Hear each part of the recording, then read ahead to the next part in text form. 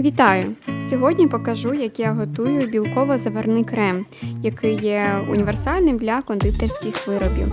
Я його використовую для вирівнювання тортів, наповнення кексів, тістечок та для декору. Спочатку треба підготувати масло для майбутнього крему. 250 г вершкового масла збиваю вінчиком до пишності та побіління. Масло має бути м'яким, тобто не з холодильника. У мене цей процес зайняв приблизно 5 хвилин. Далі одразу в чашу міксера виливаю білки та додаю ванільний цукор, але поки що не збиваю.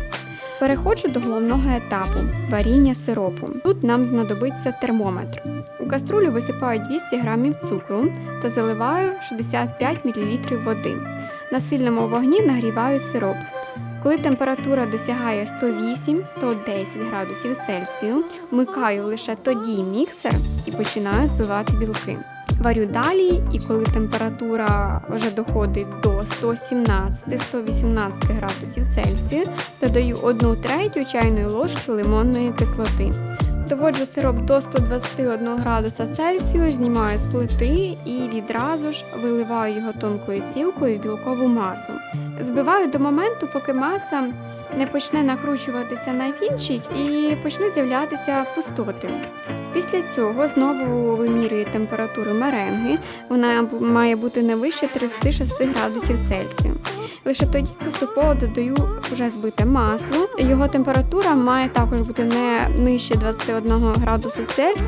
Це важливо для того, щоб крем не розшарувався і щоб масло добре поєдналося з меренгою. Приблизно через 1 хвилину після додавання масла збираю крем зі стінок і дна чаші і знову збиваю ще приблизно 3 хвилини.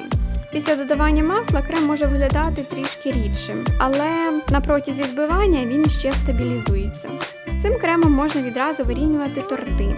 Якщо ж ви плануєте робити, наприклад, квітковий декор, крем можна ненадовго охолодити в холодильнику, але робити це обов'язково імпульсно.